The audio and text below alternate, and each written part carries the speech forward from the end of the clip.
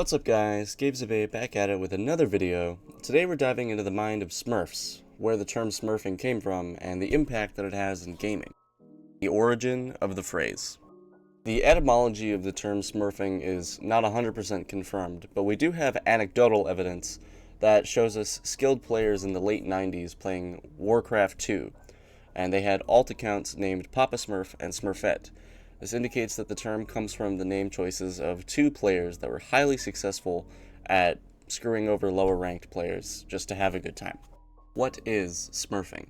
Smurfing, in case you're unaware, is the act of a high-ranked player of an online game playing within the lobbies of lower-ranked players on an alternate account that has not been ranked yet or has been intentionally ranked lower than the player's actual skill.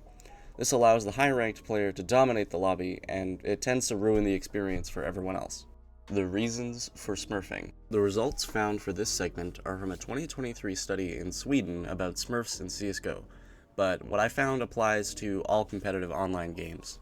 Okay, so why do people smurf? The reasons tend to vary, and there are four main ones: cognitive, social, emotional, or monetary reasons. Cognitive reasons for smurfing tend to revolve around the smurf wanting to experience a sense of superiority and dominance within the virtual world.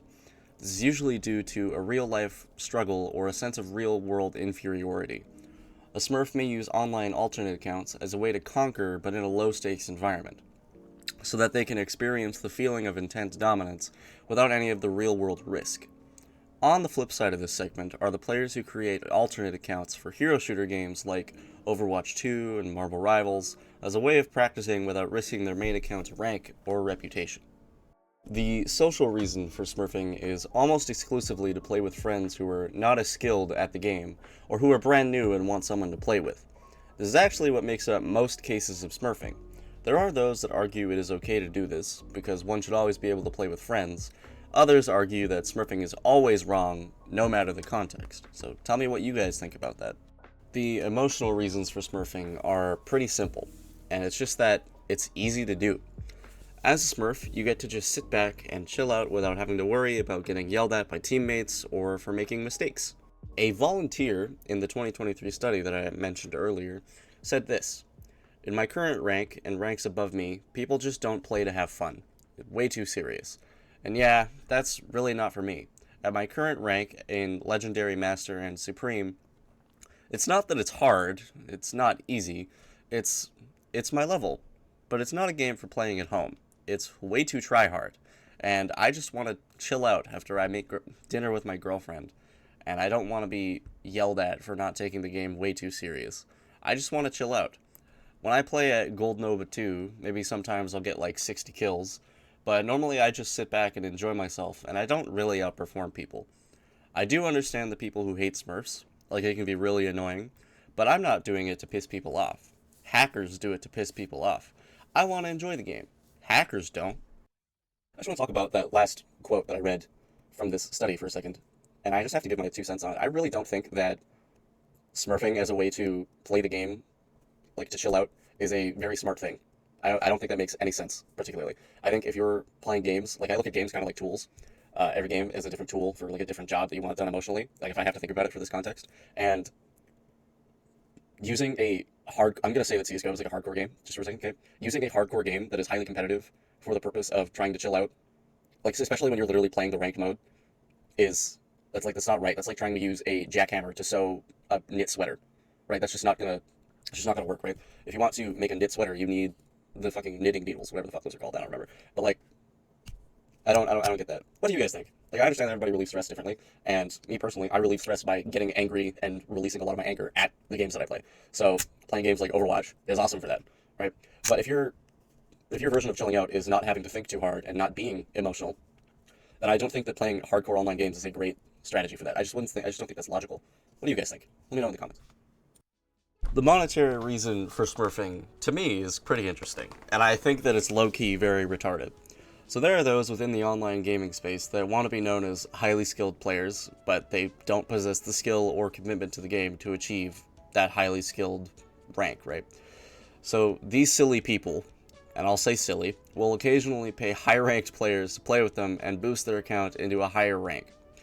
This has become such a common phenomenon that if someone in the lobby is playing notably bad, most players, like a large amount of players, will now just start to assume that they're either throwing or are straight up boosted to be within the rank. And this has become such a common thing. Like, in my own Overwatch 2 ranked games, the amount of people I see either accusing people of being boosted or I see that are like so obviously fucking boosted is ridiculous. I had a game where there was a Zarya on the enemy team, and they were just getting absolutely dog walked, like the worst case of main tank diff I've ever seen. It was Zarya v Zarya, so it was like intense. Our Zarya was like beaming down the enemy team and just absolutely fucking them up and timing the bubbles right. Their Zarya was popping the bubble every time it was on cooldown, like off cooldown, and just getting absolutely shreked because everybody could predict what they were gonna do. And their team was just ripping into him, like, dude, he's like, we're trying to give him tips and he's literally ignoring us and just playing like an absolute idiot. Like, their Zarya was playing like an absolute silver kid, and I just had to be like, oh, that's depressing.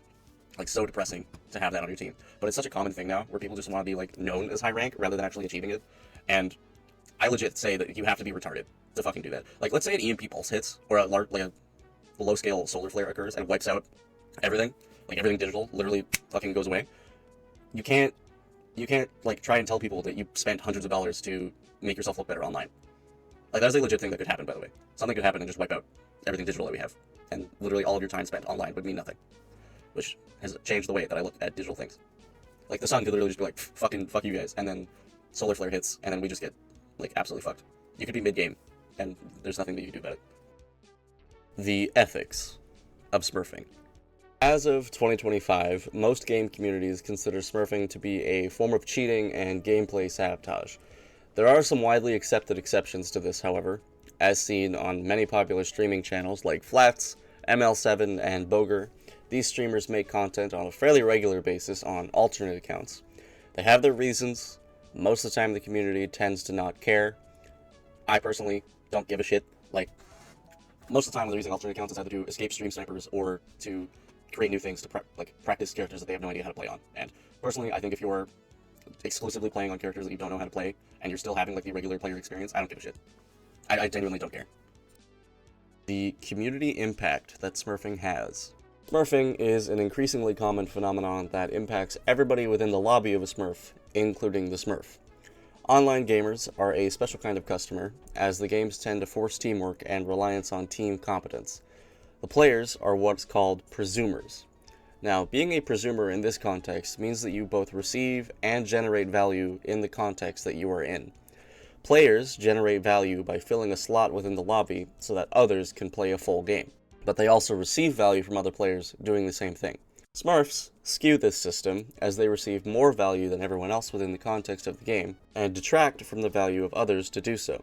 This by itself is unfair and unfun to play with for both teams, as the team with the Smurf doesn't get to win with their own skill improvements or expanding knowledge. Rather, the Smurf quote-unquote steals the thunder from all on their team, and the team without the Smurf gets unfairly dominated, and that's just not fun.